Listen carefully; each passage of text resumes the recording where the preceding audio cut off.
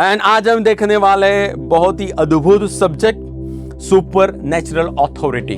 What is super natural authority? Super natural authority means heaven authorizes you to use the power of haven.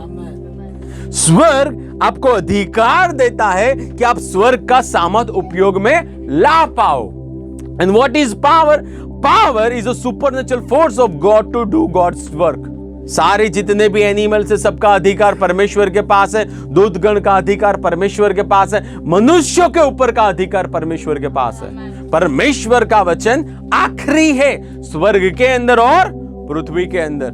So what do we conclude with this? इससे हम क्या conclusion ला पाते हैं? There is 0% rebellion in heaven. So God authorises, प्रभु अधिकार देता है।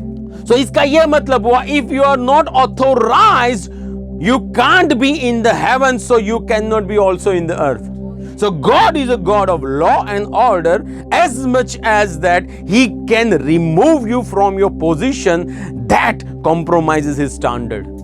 So when Lucifer rebelled against God, he was thrown out of heaven in the universe.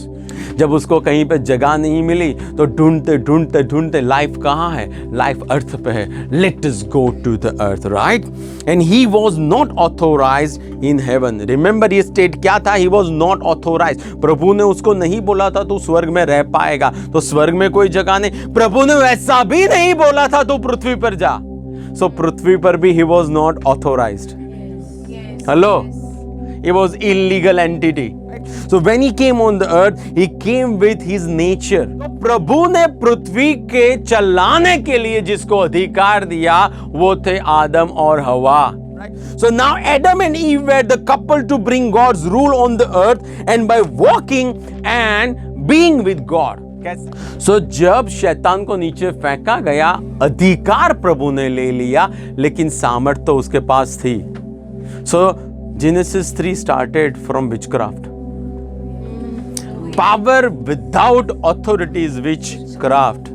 So now, अब जब सर्प के पास या तो फिर शैतान के पास अधिकार नहीं था, वो अधिकार कहां से लेता? So he decided to deceive Eve and Adam. और जब ewe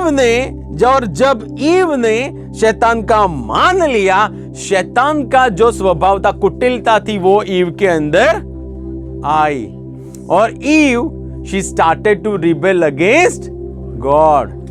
But God was in heaven, Adam was on earth. So she started to rebel against Adam. Eve picked up the seed, Eve got the nature of the serpent, Eve became slave. Master became slave.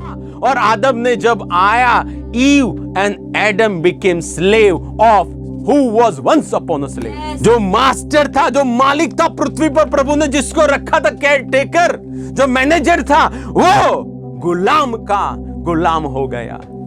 शैतान की बात मानने से वो सिर्फ गुलाम नहीं हुए थे, प्रभु ने ना बोला था वो किया, इसलिए वो गुलाम हुए. So Satan was not allowed to take position of God, but he did, and he lost his authorization. In the same way, Adam went above the word of God and he lost authorization. So जब आदम ने परमेश्वर के विरुद्ध जाने की शुरुआत की, तुरंत ही that action provoked God. I need to release my son Jesus Christ who will obey me.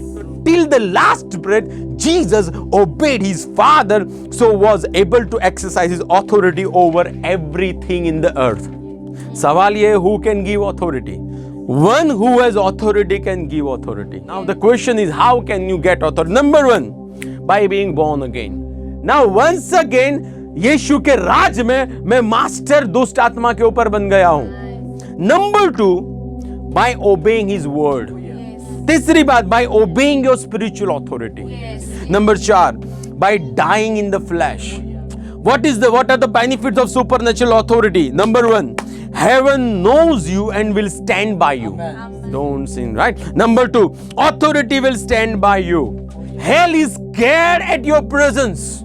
And hell is helpless at your presence. Number 4, unusual supernatural in your life. Can you increase in the measure of your authority? Yes.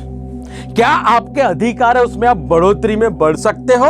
हाँ, बिल्कुल बढ़ सकते हो। कैसे? Number 1, by obeying God. पहला, अगर आप चाहते हो कि अधिकार बढ़े आपका, आपको प्रभु ने जो छोटी बातें दी है ना, वो कीजिए बॉस। ऑटोमेटिकली प्रभु आपका अधिकार बढ़ाएगा। फिर तीसरी बात क्या? By being vision carrier of the house. चौथी बात, by removing every root of rebellion by fasting and prayer. और पांचवी बात, बाय डेथ टू सेल्फ।